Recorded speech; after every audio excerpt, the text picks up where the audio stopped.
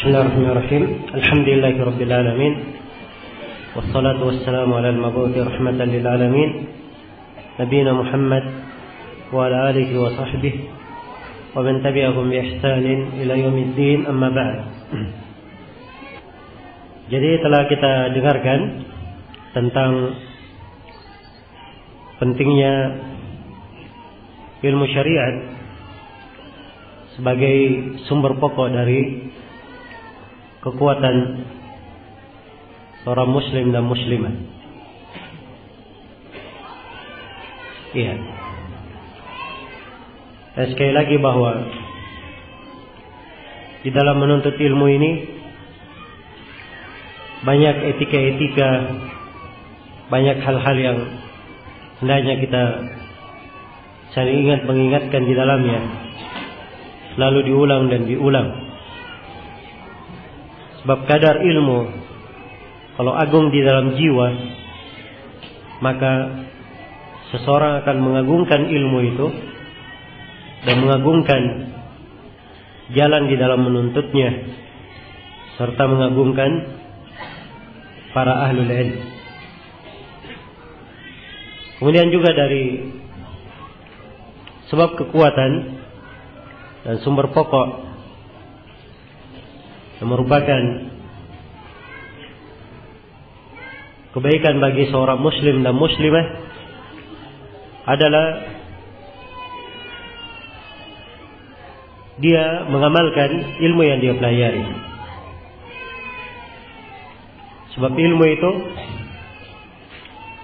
adalah pohon dan amalan adalah buahnya. Dan ilmu adalah hal yang dipelajari untuk diamalkan. Dipelajari untuk diamalkan. Karena itu di banyak tempat di dalam Al-Quranul Karim digandengkan antara keimanan dan amalan salih. Innal ladzina amanu wa amilus shalihat. Sungguhnya orang-orang yang beriman dan beramal salih. Digandengkan antara dua hal. Sebab ini adalah dua pokok yang terikat, saling terkait. Dan apabila seorang bagus di dalam pengamalannya terhadap ilmu, itu adalah sumber kekuatannya dan yang akan menambah taufik, hidayah, bahkan menambah ilmu yang dia pelajari.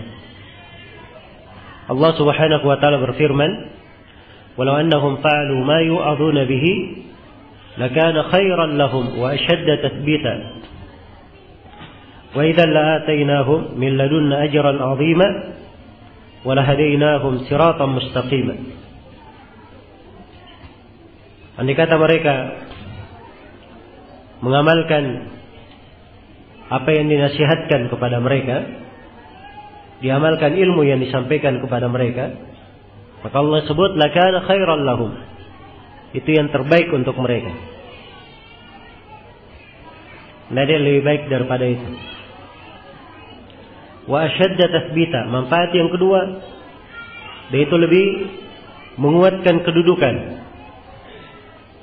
lebih mengokohkan seseorang. Sebab beramal dengan ilmu ini dari sebab as-sabat, seorang kukuh dan kuat di atas agama, tegar di atas ilmu. Iya.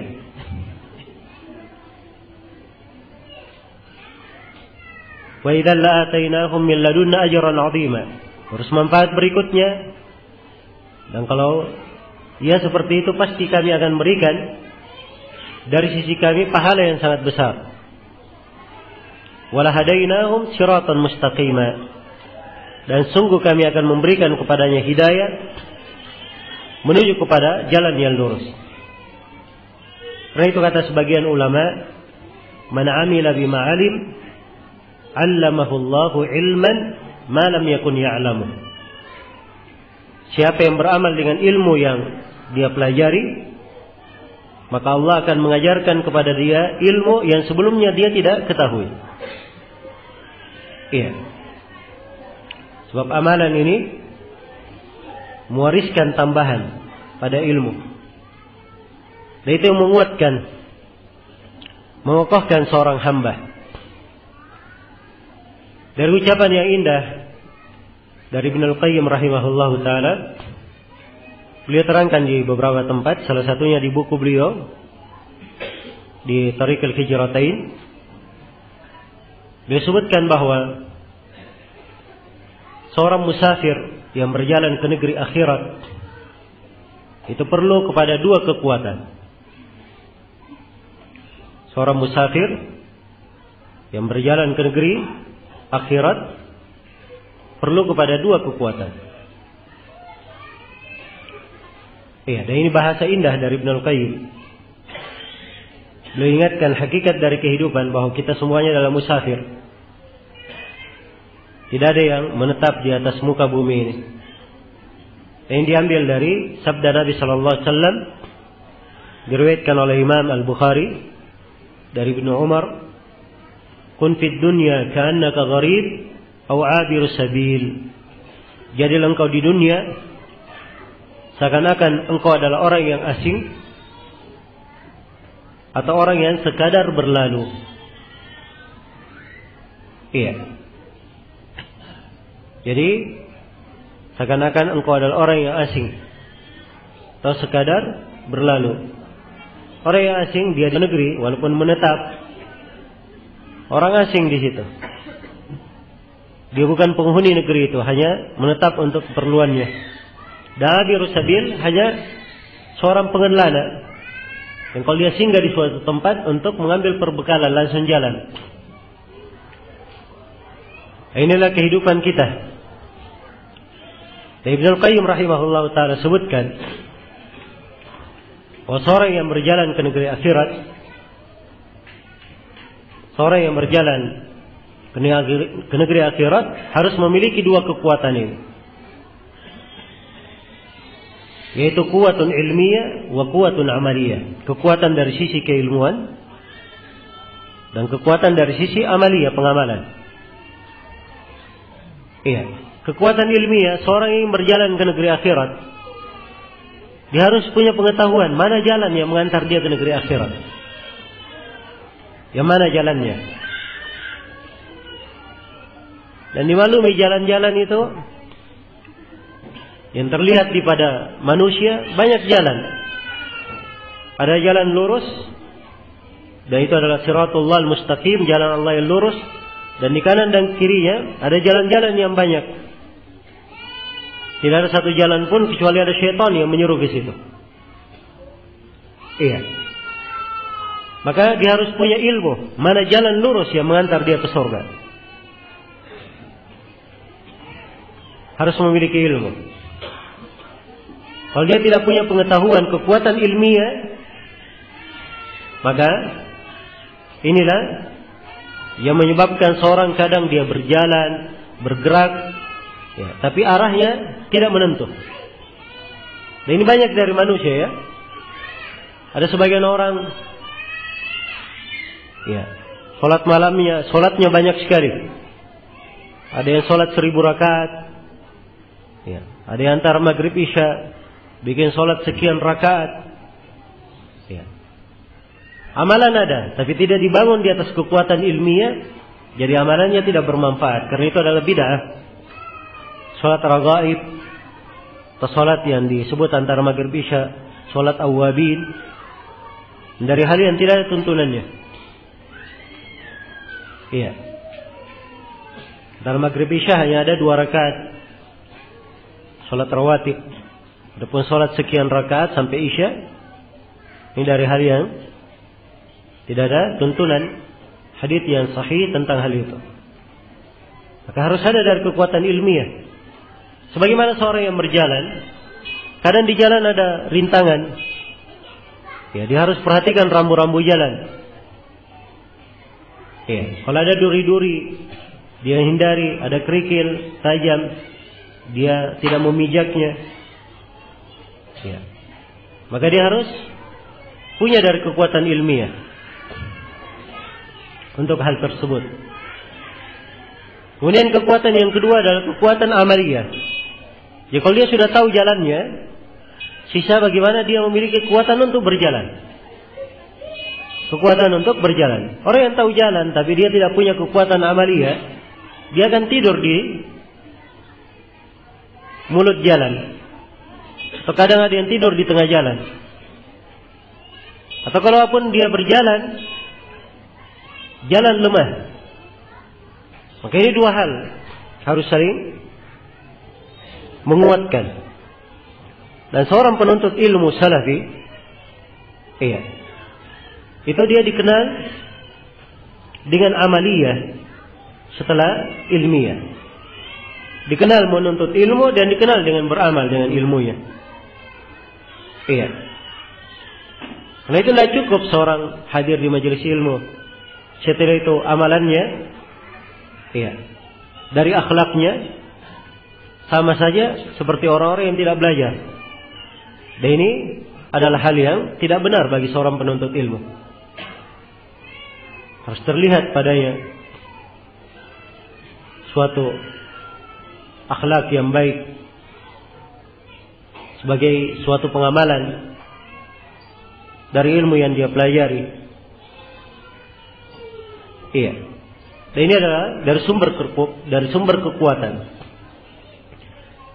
Sebab ilmu-ilmu, amalan-amalan yang baik, pintu-pintu beramal sangat banyak sekali. Allah berfirman, "Walladzina jahadu fina lanahdiyannahum subulana." Orang-orang yang bersungguh-sungguh di jalan kami akan memberi hidayah kepada kami, menuju kepada jalan-jalan kami. Jadi kalau ada kesungguhan beramal dengan ilmu, akan terbuka jalan-jalan kebaikan. Terbuka jalan-jalan kebaikan. Dan ini dua hal kalau seorang sudah sibuk dengannya, ilmu dan amalan, ini perkara luar biasa. Cukup menghiasi seluruh aktivitas dari kehidupan.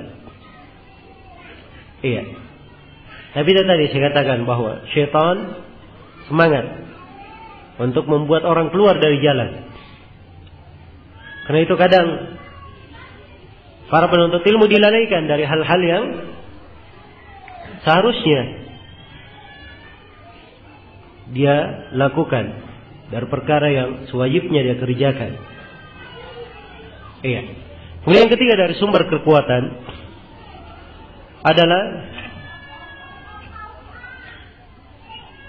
seorang mengikuti jalan para ulama,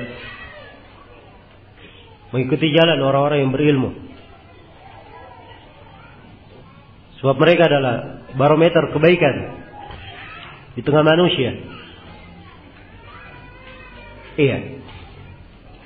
Panutan menuju kepada jalan yang lurus.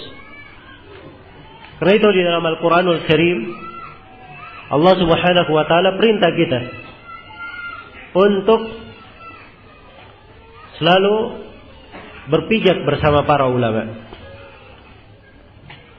Allah berfirman, "Wa idza ja'akum amrun minal amni awil khawfi ada'u bih. Walau radduhu ila ar-rasuli wa ila ulil amri minhum la'alimahu alladhina yastanbitunahu minhum." Apabila datang kepada mereka sebuah perkara yang mengandung keamanan atau ketakutan, jadi kalau ada perkara yang terjadi dan perkara ini bisa mengundang kegembiraan umum atau kesedihan umum, ini dua perkara kadang kalau terjadi tanpa pertimbangan yang matang bisa berdampak tidak baik. Sebab suatu hal yang bergembira sekali kadang menimbulkan apa? Menimbulkan sudut kerugian. Seperti kalau dia merasa bergembira dengan keamanan, akhirnya dia lalai dari serangan musuh. Karena itu tidak semua sudut kegembiraan layak untuk disebarkan. Demikian pula dari keamanan dan demikian pula dari ketakutan. Tidak setiap perkara yang terdapat di dalam kekhawatiran boleh untuk disebarkan. Ya. Dan ini ayat turun berkaitan dengan para sahabat yang menyiarkan kabar bahwa Nabi Shallallahu Alaihi Wasallam mentalak istri-istrinya. Iya. Maka ayat ini menegur para sahabat. Kalau ada berita yang seperti itu, tidak langsung disebar. Tapi dikatakan, ditegur mereka, walau radduhu ila rasuli wa ila ulil amri minhum. Andai kata mereka kembalikan berita itu kepada Rasul dan kepada ulil amr di antara mereka. La'alimahul ladina yastanbitunahu minhum. Maka orang yang memiliki kemampuan istinbat akan mengetahui perkara. Iya. Karena itu para ulama dari masa dahulu, apalagi kalau ada masalah genting terjadi di tengah umat, yang berbicara adalah yang paling senior di tengah mereka. Iya. Orang-orang yang dituakan di tengah mereka. Perhatikan awal kali bid'ah terjadi di Basrah. Yaitu disebut dalam tarikh bid'ah sebagai bid'ah amaliyah pertama kali terjadi. Bid'ah amaliyah. Itu orang-orang zikir bersama di Kufah, ya, di Basrah atau di Kufah. Zikir bersama di masjid. Iya. Ada beberapa halaqah, setiap halaqah dipimpin satu orang. Wahai kaum bertasbih 100 kali, sama-sama bertasbih subhanallah, subhanallah, subhanallah. Ini zikir berjamaah ya. Iya. Ini ketika terjadi di masjid, dilihat oleh Abu Musa al-Asy'ari. Semua orang tahu siapa Abu Musa al-Asy'ari. Salah seorang ulama sahabat. Pernah dikirim oleh Nabi. Jadi duta besar Nabi ke Yaman. Abu Musa al-Asy'ari. Bersamaan dengan itu, tatkala Abu Musa melihat kejadian, Abu Musa mengingkari dalam hatinya. Tapi untuk menegur mereka, Abu Musa mendatangi rumah Abdullah bin Mas'ud. Dia tanya kepada yang lebih berilmu daripadanya. Ya, dan ini akalnya para sahabat yang kuat. Dan prinsip mereka. Sebab kalau orang-orang besar berbicara di dalam sebuah permasalahan, itu lebih baik daripada orang-orang muda yang berbicara. Dan ini terlihat dalam banyak masalah. Iya. Sampai di kejadian-kejadian masa sekarang ini. Iya. Sebagian ulama-ulama muda berbicara, ribut. Walaupun benar pembicaraannya. Ribut. Tapi begitu ulama tua berbicara, selesai masalah. Iya. Selesai permasalahan. Sebab memang Rasulullah sallallahu alaihi wasallam bersabda, al-barakah ma'a akabirikum. Keberkahan itu bersama orang-orang tua di tengah kalian. Iya. Maka ini dari hal yang hendaknya kita perhatikan. Bagaimana keadaan para sahabat radhiyallahu anhum. Ini tengah para sahabat. Dan ketika terjadi bid'ah Qadariyah di Basrah. Dan ini ada silang pendapat di kalangan ulama, bid'ah i'tiqadi yang pertama terjadi, apakah dia bid'ah Qadariyah atau bid'ah kaum Syiah Rafidhah. Iya. Terhadap Utsman bin Affan. Ada silang pendapat di dalam masalah sejarahnya. Tapi ini dua bid'ah yang awal kali terjadi. Ketika terjadi bid'ah Qadariyah di Basrah, maka dua ulama Basrah, Yahya bin Ya'mar dan Abdurrahman atau Humaid bin Abdurrahman al-Himyari, ini dua alim. Ya, kalau kita baca di biografi mereka berdua, ini dua tokoh tabi'in dari ulama. Ketika terjadi bid'ah Qadariyah, padahal bid'ahnya jelas. Mungkin kalau setiap orang dari kita mendengar hal tersebut, kita mengingkarinya. Mereka berkata orang-orang Qadariyah ini, al-amru unuh, perkara itu baru terjadi. Jadi kalau katanya perkara itu sudah terjadi, Allah baru tahu. Sebelumnya Allah tidak tahu. Ini jelas salah atau tidak ini? Jelas salah kan? Nah ini kekafiran yang nyata, jelas. Semua orang paham. Tapi bersama dengan itu perhatikan. Ya. Mereka bertanya kepada para sahabat. Dari Basra, mereka melakukan perjalanan ke Mekah. Dalam sebuah riwayat mereka untuk haji, dalam riwayat lain untuk umrah. Dan mereka ingin mencari sahabat Nabi, memberi komentar tentang masalah yang baru terjadi. Iya, yang baru terjadi tersebut. Maka berpihak bersama para ulama. Ini adalah jalan para salaf dan jalan yang dicontohkan oleh para sahabat Nabi Sallallahu Alaihi Wasallam. Iya. Karena itu sumber kekuatan adalah seorang memegang apa yang datang dari orang-orang yang berilmu, bukan taklid terhadap mereka. Iya. Tapi mengembalikan perkara itu kepada ahlinya. Allah berfirman, "Fas'alu ahla dzikri in kuntum la ta'lamun." Tanyalah kepada ahlu dzikir kalau memang kalian tidak mengetahuinya. Iya.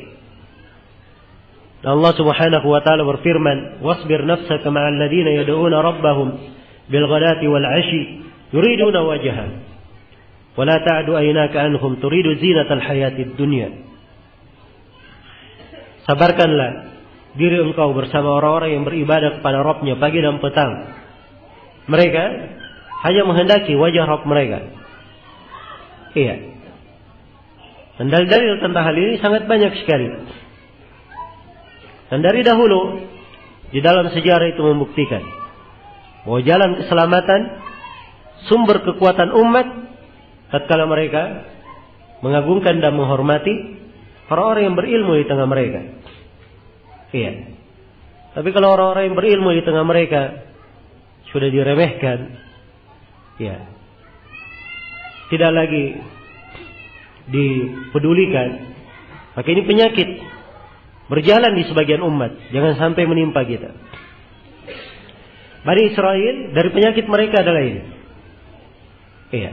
Di tengah mereka para nabi, subhanallah, dimuliakan oleh Allah, banyak nikmat. Ya. Tapi luar biasa lancangnya Bani Israel. Nabinya aja kadang digosipi oleh Bani Israel. Iya. Bani Israel kalau mandi, itu mereka mandi sama-sama. Ya. Jadi saling melihat aurat kepada orang lain. Karena mandinya sama-sama. Nabi Musa alaihissalam beliau mandi sendiri. Ya. Maka mulai gosip Bani Israel. Ya. Ini Nabi Musa mandi sendiri. Ini pasti ada sesuatu yang aneh dari Nabi Musa. Coba lihat. Nabi aja digosipi, subhanallah. Iya. Harusnya Nabi ketika berbuat sesuatu memberi contoh yang baik. Diambil petunjuk oleh mereka. Ini digosipi oleh Bani Israel. Maka Allah Subhanahu wa taala membersihkan nabinya dari ucapan-ucapan mereka. Itulah orang-orang yang baik, enggak perlu khawatir. Pembicaraan orang apapun dia berbicara, kalau dia berada di atas kebaikan, tidak perlu dia sedih. Allah membela orang-orang yang beriman. Ya, innallaha yudafi'u 'anil ladzina amanu. Sungguhnya Allah membela orang-orang yang beriman. Maka suatu hari Nabi Musa alaihissalam beliau mandi, beliau letakkan semua pakaiannya di atas batu, tiba-tiba batunya lari. Iya, batunya lari. Maka Nabi Musa mengejar batu itu sambil berkata, "Thawbi hajar." Ya, bajuku wahai batu. Terus dikejar sampai dilihat oleh Bani Israel. Kata Bani Israel, "Oh, tidak apa-apa Nabi Musa, tidak ada masalah." Iya. Maka Nabi Musa mengambil bajunya, kemudian memukul batu itu sampai berbekas 7 kali sampai 6 sampai 7 kali pukulan. Iya. Dan ini hadits disebutkan oleh Imam Muslim. Haditsnya muttafaqun alaih. Cuma Imam Muslim menyebutkannya di Kitabul Fadail. Sebab ini dari keutamaan Nabi Musa alaihi salam. Iya. Jadi perhatikan, ini penyakit. Membicarakan ahlul ilm, membicarakan orang-orang yang berilmu, dan kalau sudah menimpa umat, itu adalah sebab kejelekan. Iya. Sebab kejelekan. Seorang guru tidak ada yang maksum, tidak ada yang bersih dari dosa, kesalahan. Iya. Tidak ada yang bersih dari dosa dan kesalahan seorang guru. Tapi dari etika seorang yang mempelajari ilmu, dia mengagungkan ilmu. Ya, guru diagungkan bukan karena diri si guru itu, tapi karena ilmu yang dia pelajari.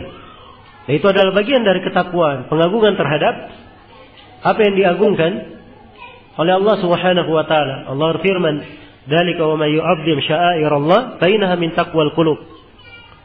Demikian bagi siapa yang mengagungkan simbol-simbol Allah, itu adalah bagian dari ketakwaan dalam hati, dan ilmu dari simbol agung di dalam agama ini. Iya. Makanya harus ditanamkan di dalam jiwa. Harus ditanamkan di dalam jiwa. Iya. Ini termasuk sumber masalah dan menjadi penyakit di kalangan sebagian penuntut ilmu. Iya. Bergampangan lisannya,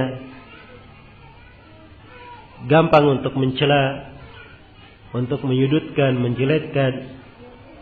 Padahal kadang masalah-masalah dia sendiri belum memahaminya. Nah, ini kalau tidak terjadi dari penuntut ilmu mungkin ringan, tapi kalau dia seorang penuntut ilmu kemudian jatuh dalam hal-hal yang seperti ini menunjukkan ada suatu hal yang sangat tidak beres pada ilmu yang dia pelajari. Iya. Kemudian di antara sebab kekuatan adalah menjaga diri di atas kebersamaan. Iya. Sebab kebersamaan, al-ijtima', al-jamaah, itu adalah prinsip pokok agama ini. Dan itu adalah sumber kekuatan. Sumber kekuatan. Yang seluruh makna pensyariatan di dalam agama kita adalah menjaga kebersamaan. Iya. Di dalam menjaga kebersamaan di atas Al-Quran dan di atas Sunnah Rasulullah Sallallahu Alaihi Wasallam. Karena itu siapa yang keluar darinya, ini ada sebab yang menghilangkan kekuatan. Allah berfirman, "Wala tanaza'u fatafshalu wa tadhhab rihukum." Jangan kalian berselisih sehingga kalian itu menjadi kalah dan hilang kekuatan kalian. Hilang kekuatan kalian. Kalau pertentangan antara yang hak dan batil, antara ahli sunnah dan ahlul bidah, itu adalah hal yang wajar. Tapi perkara terjadi di kalangan ahli sunnah, orang-orang yang mengenal sunnah, dalam masalah-masalah yang kadang dia sendiri tidak paham bobot masalah ini kemana. Masalah yang patut dipermasalahkan atau tidak. Masalah yang kalau dipermasalahkan saja, apakah mengharuskan kita saling memboikot, saling meninggalkan. Ini semuanya ada pertimbangannya. Dan semua masalah orang yang salah di dalamnya dianggap dia ahlul bidah, dianggap dia keliru sebagai mubtadi'. Ya. Kesalahan-kesalahan itu beraneka ragam. Ada yang besar, ada yang kecil, ada yang berkaitan dengan mengeluarkan dari ahli sunnah, ada yang tidak mengeluarkan. Orang-orang yang bersalah juga beraneka ragam. Ada orang yang paham, ada yang tidak paham, ada yang sadar, ada yang lupa. Iya. Maka harus dilihat jenis kesalahan kayak bagaimana. Dan ini semuanya harus diukur dengan timbangan-timbangan syariat. Ya, karena itu siapa yang tidak punya ilmu tentang hal ini, jangan dia masuk ke dalam perkara-perkara yang dia tidak memiliki ilmu. Dia masuk di dalamnya, walaupun dia benar, dia juga dapat dosa. Iya. Dia masuk misalnya berbicara, tapi ya kebetulan dia benar, dia tetap dapat dosa. Kenapa? Sebab dia masuk dalam hal yang dia tidak memiliki ilmu. Dan itu sudah dihitung dosa. Allah berfirman, "Wala taqfu ma laysa laka bihi ilm, inna as-sam'a wal basara wal fu'ad kullu ulaika kana anhu mas'ula." Jangan kalian berhenti di atas sesuatu yang kalian tidak memiliki ilmu tentangnya. Sungguhnya pendengaran, penglihatan, dan mata hati semuanya akan dimintai pertanggungjawaban. Iya. Maka seorang berusaha untuk mendekatkan. Ada kawannya yang menjauh, dia dekati. Dia berusaha untuk mendekatkan. Iya. Kalau semua orang tiap kali ada yang ngambek, ada yang berbuat kesalahan, dia balas seperti itu. Iya. Maka apa jadinya? Setiap kali ada yang berbuat kesalahan, kita balas juga dengan kesalahan yang sama. Ya. Dan ini dari makar syaitan, akan mengeluarkan seorang dari apa? Dari kebaikan. Nah, ini fikih harus dipahami dengan mendalam. Di musim haji, Utsman bin Affan radhiyallahu taala anhu di Mina, beliau tidak mengqasar salat. Beliau menyempurnakan 4 rakaat. Dan ini diselisihi oleh sahabat. Ibnu Mas'ud mengatakan sunnah Nabi 2 rakaat. Tapi begitu salat di belakang Utsman, Ibnu Mas'ud ikut salat bersama Utsman 4 rakaat. Iya. Ikut salat 4 rakaat. Tanyakan kepada beliau, kenapa ikut salat 4 rakaat? Kan 2 rakaat sunnahnya. Kata Ibnu Mas'ud, al-khilafu syarr. Silang pendapat itu adalah kejelekan. Iya. Harus dipahami dari mana syariat di dalam hal ini. Ibnu Umar radhiyallahu taala anhu di masa-masa fitnah, beliau banyak mendapat serangan. Tapi beliau diam, tidak berbicara. Iya. Jadi sikap dipuji oleh para ulama. Sebab berbicaranya beliau pada saat itu, walaupun beliau benar, tetap saya akan menimbulkan apa? Menimbulkan perselisihan di tengah manusia. Karena itu tidak selamanya seorang benar dia membela dirinya. Iya. Tidak harus seperti itu. Dia lihat apa kemaslahatannya, apa dampak di belakangnya. Iya. Oh saya dizalimi, oh saya harus mengungkapkan kebenaran. Tapi yang terlahir di belakangnya adalah perpecahan, pertikaian. Maka ini tidak ada maslahat di belakangnya. Itu bukan perbuatan orang yang menasihati dirinya dan untuk umatnya. Iya. Maka harus dipikirkan tindakan dan perbuatan. Jangan seorang masuk ke dalam hal-hal yang bisa menyebabkan perselisihan di tengah manusia. Iya. Menyebabkan terjadinya kerenggangan antara satu dan yang lainnya. Iya. Dan ini dari perkara pokok, dari sumber kekuatan. Harus diperhatikan. Kalau seorang mampu menjaganya, maka keberkahan sangat banyak dalam sebuah dakwah yang seperti ini. Iya.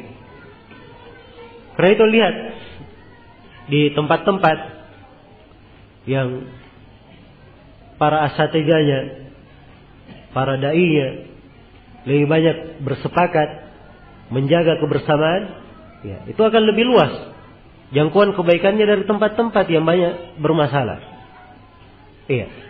Dan ini sebenarnya adalah sudut-sudut dipasang oleh syaitan. Kita harus waspada dan berhati-hati darinya. Karena itu lihat, iya, di Yaman di masa Syekh Mukbil dahulu, rahimahullah, ya, tidak dikenal ada hal-hal yang melemahkan dakwah itu karena kebersamaan yang sangat indah. Iya, kebersamaan yang sangat indah. Tapi tatkala kebersamaan ini sudah mulai terjadi kerenggangan atau ada sebagian orang yang keluar dari jalur yang lurus, maka ini yang menimbulkan banyak permasalahan. Iya. Karena itu sekali lagi saya ingatkan, ini adalah sebab kekuatan. Kapan ingin dijaga, kapan dijaga dan dipelihara dengan baik, insyaallah taala akan menimbulkan kebaikan yang sangat besar. Iya. Kebaikan yang sangat besar. Ya, seorang di dalam banyak hal kadang perlu mengalah saja. Tidak usah terlalu banyak dia membela dirinya. Orang yang mengalah itu belum tentu dia salah. Iya. Kecuali kalau ada hal-hal yang memang perlu diterangkan karena bisa membahayakan orang lain, ya, maslahatnya jelas, silahkan berbicara dalam maslahat yang jelas. Tapi kalau dalam hal yang maslahatnya tidak jelas, ya, keuntungannya juga tidak bisa dijamin, hal yang seperti ini bukan perkara yang baik seorang masuk di dalamnya. Walaupun dia berucap yang benar. Walaupun dia berucap yang benar. Iya. Karena itu di sini ada poin terakhir mungkin. Walaupun sebenarnya banyak hal dari sebab kekuatan ini. Ya, dari sebab kekuatan adalah kepandaian menimbang antara maslahat dan mafsadat. Iya. Kemaslahatan itu bertingkat-tingkat. Ada yang sifatnya kemaslahatan pokok, ada yang sifatnya dia adalah kemaslahatan wajib, ada yang sifatnya penyempurna. Sebagaimana kemafsadatan juga bertingkat-tingkat. Kemafsadatan bertingkat-tingkat. Iya.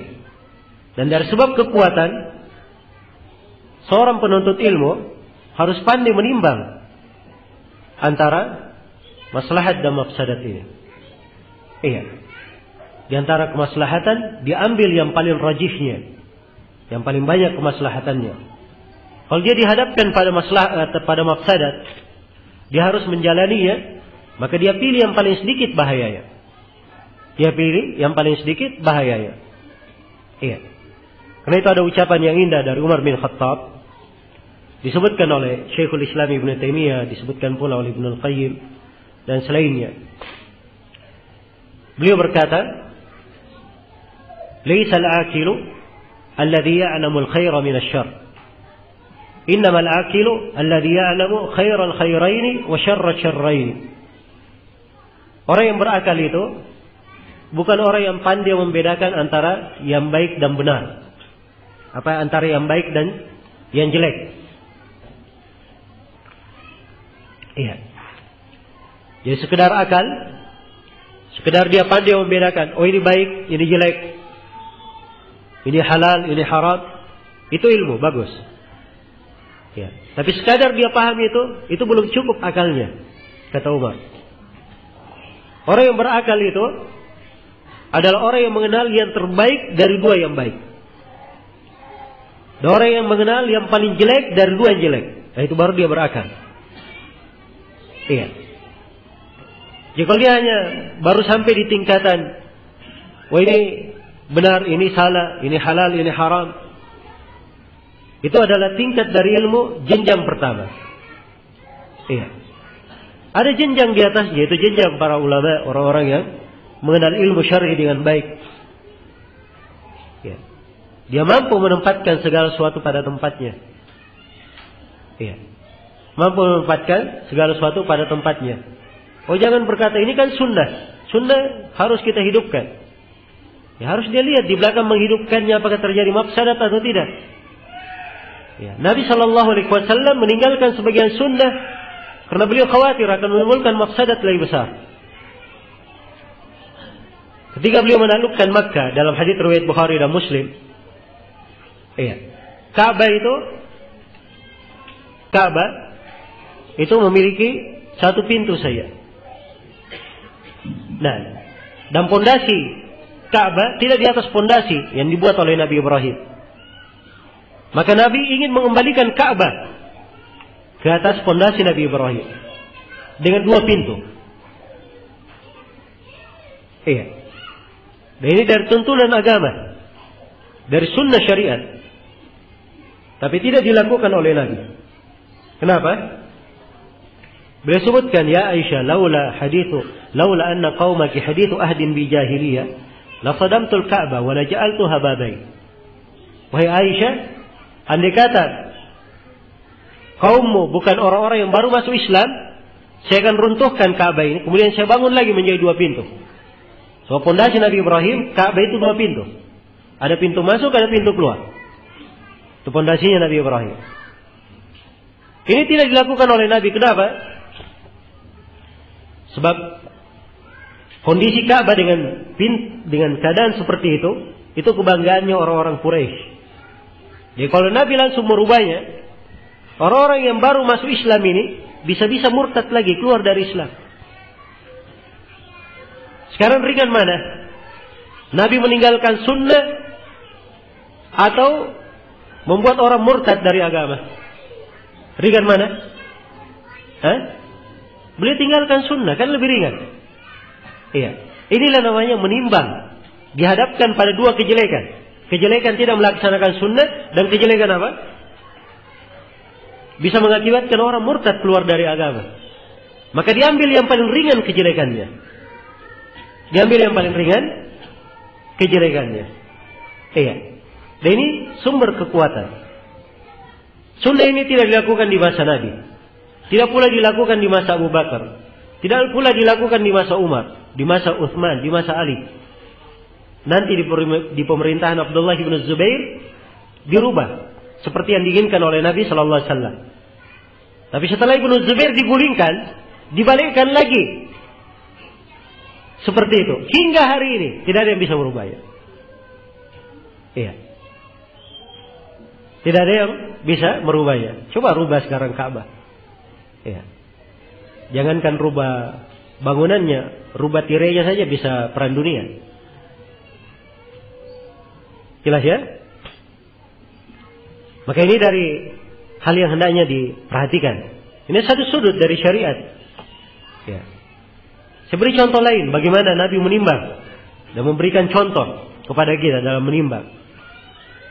Abdullah bin Ubay bin Salul, semua orang paham dari munafik. Dan sudah jelas kemunafikannya. Sudah jelas apa? Kemunafikannya. Iya. Maka para sahabat berkata, ya Rasulullah, penggal saja lehernya. Bunuh saja dia.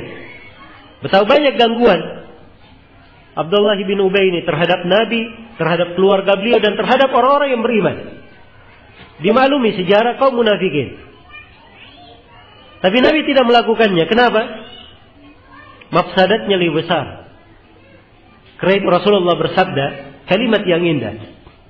Aturiduna ayyuqal anna Muhammadan qatala ashabah.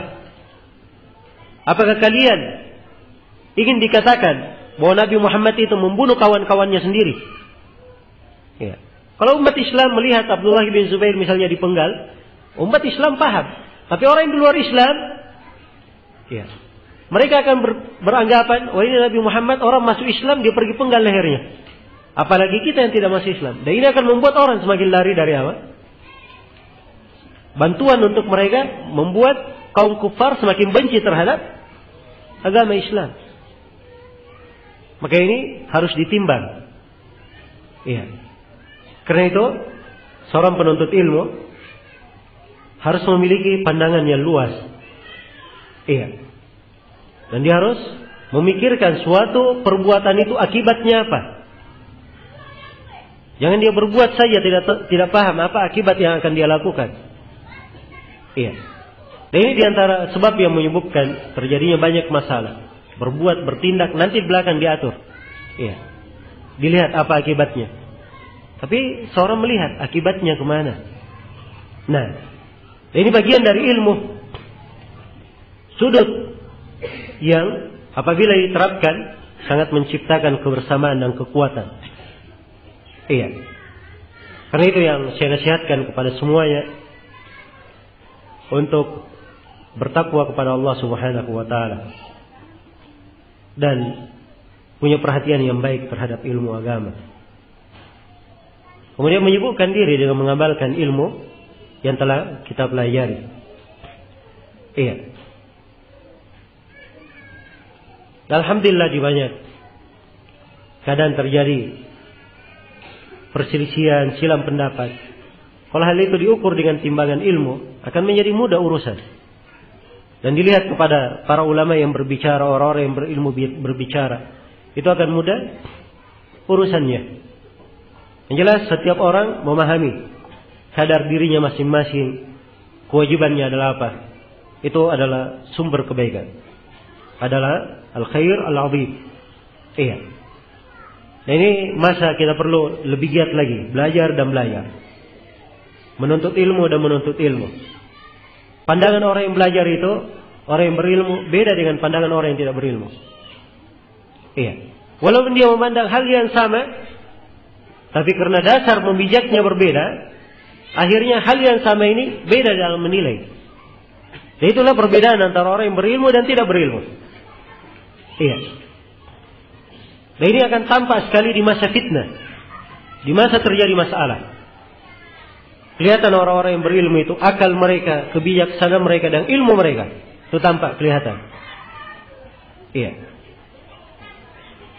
Nah, itu dalam Al-Quran disebutkan kisah Qarun, fakharaja ala qaumihi fi zinatihi. Maka Qarun keluar dengan pakaian kemegahannya. Ya, luar biasa Qarun ini ya. Diberi harta banyak sekali. Kunci-kunci hartanya saja tidak bisa dipikul oleh 7 orang yang kuat. Iya. Tidak bisa dipikul oleh beberapa orang yang kuat. Ini baru kuncinya saja, belum lagi apa? Hartanya.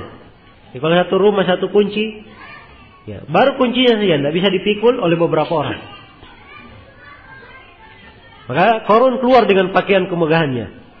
Ya. Qarun yang kafir ini menentang Nabi Musa. Ya. Perhatikan, kira-kira bagaimana keadaannya ketika keluar? Fitnah besar bagi sebagian orang. Karena itu disebutkan dalam kelanjutan ayat. Ya, sama-sama melihat Qarun keluar, tapi sudut pandang berbeda. Ada 2 golongan yang memandang. Golongan yang pertama, qala alladziina yuriduna al-hayata ad-dunya, ya laita lana mithla ma utiya Qarun, innahu ladu haddin 'adzim. Berkata orang-orang yang menghendaki kehidupan dunia, wahai andai kata kami mendapatkan seperti yang didapatkan oleh Qarun. Dia ini sungguh mendapatkan bagian yang sangat besar. Perhatikan, sudut pandang orang-orang yang terfitnah. Sudut pandang yang kedua, dalam ayat berikutnya dikatakan wa qala alladziina utul 'ilm wailakum thawabullahi khairul liman amana wa amila shalihan wa la yulaqqaha illa as-sabirun. Betapa celakanya kalian, berkatalah orang-orang yang berilmu. Betapa celakanya kalian, betapa kasihannya kalian. Sesungguhnya pahala di sisi Allah itu lebih baik lebih baik bagi orang yang beriman dan beramal salih. Nah, ini orang-orang yang berilmu. Mereka paham ilmu itu apa? Harta tidak ada bandingannya kalau dibanding dengan apa?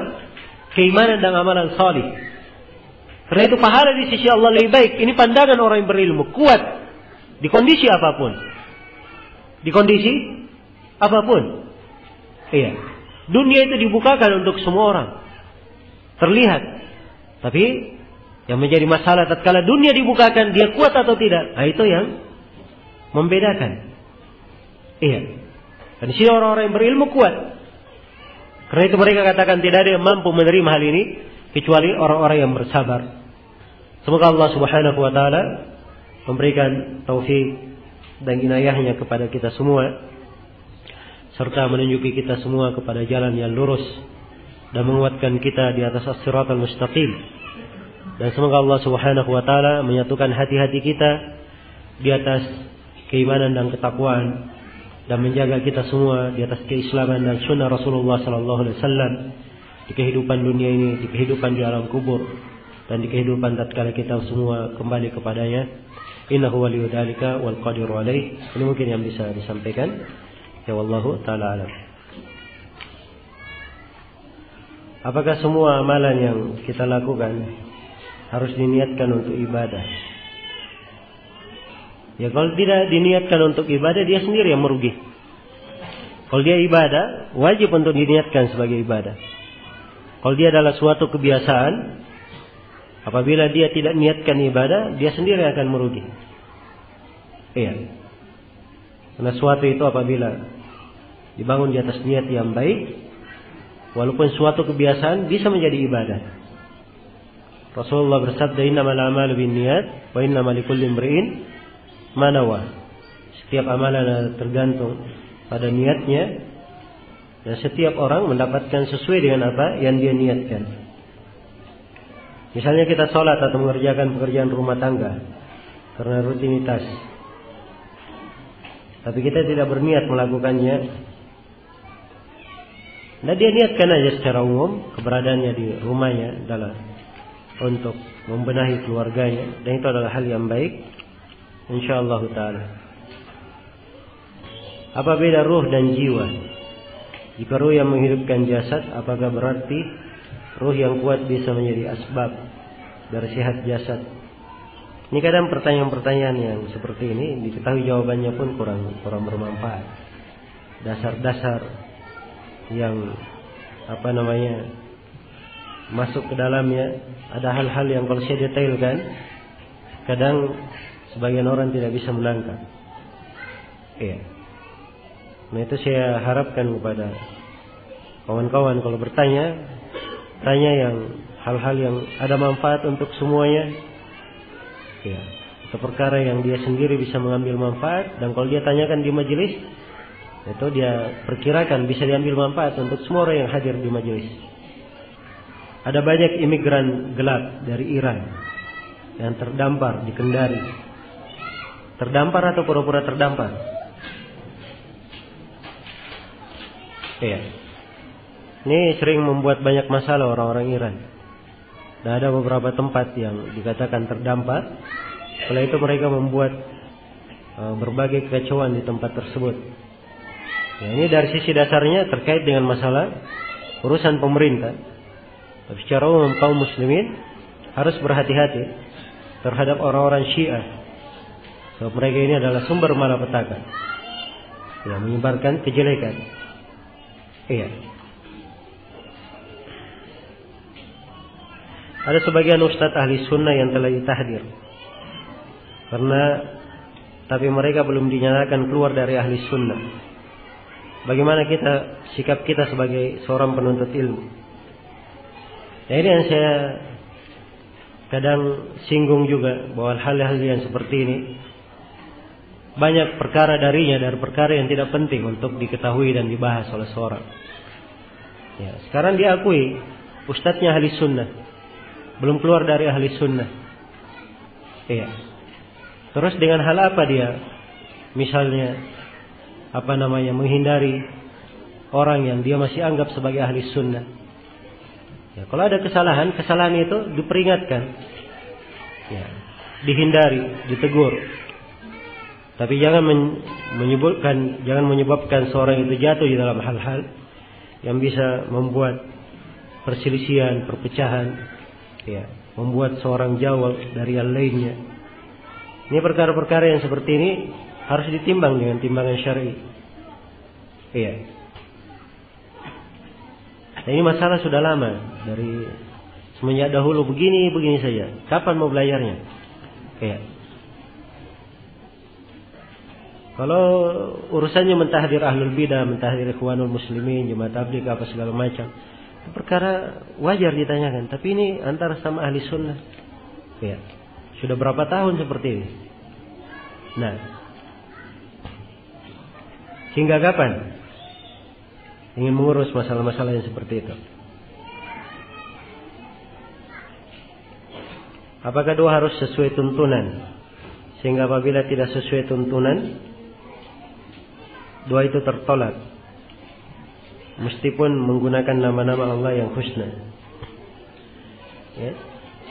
Belum tentu seorang menggunakan asmaul husna tepat penggunaannya, cocok dia menggunakan pada tempatnya. Iya. Doa itu harus dilihat sesuai dengan tuntunan, apalagi kalau diikat dengan waktu, diikat dengan tempat, itu harus ada tuntunan-tuntunan yang jelas. Beri nasihat akibat dari mengurus fitnah. Karena itu sebagian ikhwah meninggalkan sunnah mengucapkan salam ketika bertemu.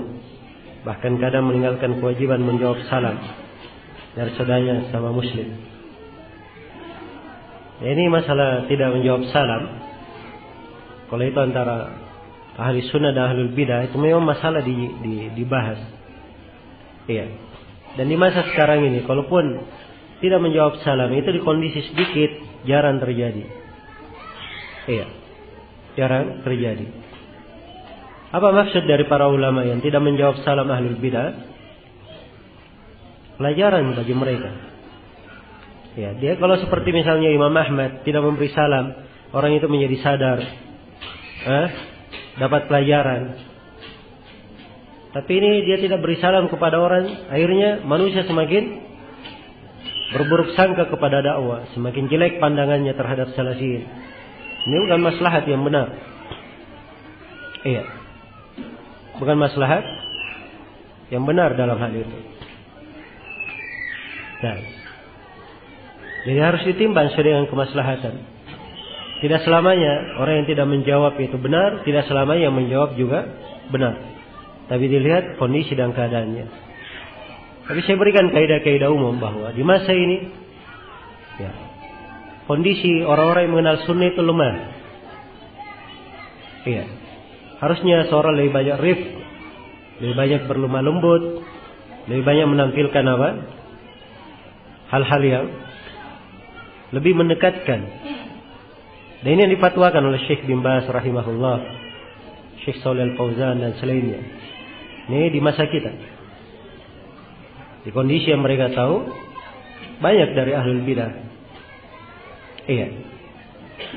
Dan saya tahu sejumlah ulama kita, kadang mereka masih menerima kunjungan ahlul bidah ke rumah mereka untuk menasihati mereka. Iya. Pandang ada kebaikan dan kemaslahatannya. Nah, ini ulama-ulama besar. Iya. Seperti Syekh Ahmad An-Najmi, Syekh Rabi dan selainnya. Mungkin kalau itu terjadi saya yang menerima misalnya pada sebagian orang, wah habis saya dibicarakan sama orang. Iya. Dan inilah yang saya katakan bahwa kadang sikap-sikap yang seperti ini perlu untuk diperbaiki. Intinya adalah dalam mempelajari ilmu. Dalam mempelajari ilmu. Kapan timbangan orang dalam ilmu itu baik, maka baik pula ia di dalam menyikapi suatu permasalahan. Ya. Kemudian pijakan yang kedua, ya, di kondisi lemah, seorang tidak usah terlalu banyak berbenturan-benturan. Ya. Benturan dengan tetangganya, benturan dengan masyarakatnya. Jangankan tanggal masyarakat, keluarganya saja. Ya. Benturan dengan keluarga, saling membelakangi. Dan ini tidak benar bagi siapa yang menginginkan kebaikan untuk dirinya. Ya. Paling tidak, supaya dia tidak dapatkan kejelekan, dia diam saja. Padahal yang dia tidak mampu memberi nasihat. Dengan akhlaknya yang baik, diamnya dia terlihat akhlak yang mulia. Itu akan menjadi poin yang baik untuk mereka. Suatu saat, mungkin tahun depan, mungkin 2 tahun lagi, ya, mereka akan mendengar ucapannya. Akan mendengar apa? Ucapannya. Ya, dan itu saya terapkan pada banyak orang. Saya punya keluarga, punya tetangga, ya, berbuat hal-hal yang mungkar. Ya. Saya tahu kalau saya tegur, dia tidak menerima. Jadi percuma saya menegurnya pada saat itu. Ya. Saya diamin, kita berakhlak yang baik. Ya. Dia walaupun tidak hadir di pengajian saya, tapi paling tidak pandangannya bagus. Kalau ditanya tentang dakwah ini, dia puji ini orang-orang baik. Ada yang nuduh terorisme saya, oh lain, ini orang lain, bukan orang yang suka seperti itu. Ya. Padahal mereka adalah orang-orang yang apa? Orang yang tidak di atas sunnah, meninggalkan kewajiban-kewajiban. Ya. Suatu saat kita berbicara, kita berikan sesuatu, dia dengar. Ada masalah agama yang dia tanyakan, dia bertanya. Ya. Dia bertanya, sebab dia tahu bahwa kita ini ingin kebaikan untuknya. Ya. Kalau dari dasarnya sudah tidak dijawab salamnya, ya dilihat kayak orang mau berkelahi, ya. Bagaimana caranya keluarga bisa diajak kepada kebaikan? Bagaimana bisa mengajak tetangga kepada kebaikan? Ya. Ini pintu dan lahan beramal salih. Kemudian yang ketiga, kalau seorang misalnya duduk dengan orang-orang yang bisa orang yang menyelisih sunnah atau orang yang bermaksiat, bisa membahayakan hatinya, maka dia menjaga keselamatan dirinya itu lebih baik. Iya, dia jaga keselamatan dirinya. Tapi jangan bikin konflik dengan orang-orang yang kadang justru menjatuhkan dia ke dalam hal-hal yang dia sendiri yang tersibukkan. Iya. Apakah seorang itu bisa masuk neraka dengan ilmu yang dia miliki? karena tidak mengamalkannya. Ilmu itu dari sisi pengamalan terbagi dua. Ada ilmu yang wajib diamalkan, ada ilmu yang sunnah diamalkan. Iya. Kalau terkait dengan kewajibannya, itu pasti terikat dengan iqab, terikat dengan siksaan dan ancaman. Iya. Terikat dengan siksaan dan ancaman. Adapun ilmu yang kaitannya dia adalah hal yang disunnahkan, maka ini secara umum tidak masuk di dalam kewajiban. Hanya ada kadar mungkin kewajiban mengamalkan ilmu sekali dalam seumur atau yang semisal dengan itu. Iya. Ada seorang perempuan kebiasaan haidnya 8 hari. Tapi ketika dia mendapatkan penyakit kista, lama haidnya berubah, kadang 12 hari. Kadang pula lebih, tidak tentu. Kalau sudah terjadi perubahan beberapa kali, misalnya berubah 12 hari, ya sudah 3 kali berubah seperti itu. Atau misalnya kadang 13, kadang 11, tapi sudah berubah beberapa kali, itu dianggap dia punya kebiasaan baru. Berubah kebiasaan. Sebab seorang kadang punya kebiasaan, ada yang kebiasaannya kadang 6 hari, kadang 7 hari, kadang 8 hari. Itu dilihat. Apabila sudah berulang 3 kali, itu dihitung kebiasaan. Kalau belum sampai ke berubah 3 kali, maka itu diambil kepada kebiasaan lama. Jadi dia kembali kepada 8 hari. Apa yang lebih daripada itu dihitung darah rusak. Tidak dihitung darah haid, dihitung darah rusak saja. Apa nasihatnya buat anak yang lemah hafalan? Dan ini kendala buat anak menuntut ilmu. Ya, tidak ada kendala bagi siapa yang bersemangat. Ya, kita kalau ingin dibanding dengan ulama terdahulu, kita sekarang ini dihitungan rawi-rawi yang sangat lemah haditsnya, tidak dianggap. Ya. Maka tidak perlu berkecil hati. Oh, saya begini. Kadang memang seperti itu. Seorang awal kali dia belajar lemah, ya hafalannya. Dan itu tingkatan, semua orang belajar seperti itu. Ada orang yang belajar dulu menghafal Quran 1 ayat 2 ayat 1 hari. Lama dia belajar, dia bisa menghafal 1 halaman. Lama dia belajar, dia bisa menghafal 1 lembar. Ya. Lama dia belajar, dia bisa hafal 1 juz 1 hari. Iya. Kenapa? Karena keakraban itu membedakan. Keakraban dari sisi kebiasaan dengan ilmu, dari sisi bahasa, itu memberi pengaruh. Memberi pengaruh. Ya. Jelas ya? Apakah ada pahala jika bersedekah karena kasihan pada orang tersebut atau untuk menghilangkan penderitaan orang tersebut? Ya, itu hal yang bagus memang. Sedekah diantara mananya adalah itu. Iya. Adalah meringankan beban orang. Bagaimana amalan tanpa ilmu? Amalan tanpa ilmu tidak diterima. Iya. Sebab amalan tidak dibangun di atas tuntunan, itu tidak diterima. Allah berfirman, "Wala taqfu ma laysa laka bihi ilm." Jangan kalian berhenti di atas sesuatu yang kalian tidak punya ilmu tentangnya. Dan juga Rasulullah SAW bersabda, "Man amila amalan laysa alaihi amruna fahuwa rad." Siapa yang beramal tidak dibangun di atas tuntunan kami, maka amalan tersebut adalah amalan yang tertolak. Baik, sudah lewat setengah jam ya dari waktu yang ditentukan. Semoga apa yang kita dengarkan di pertemuan hari ini ada manfaatnya untuk seluruh dari kita.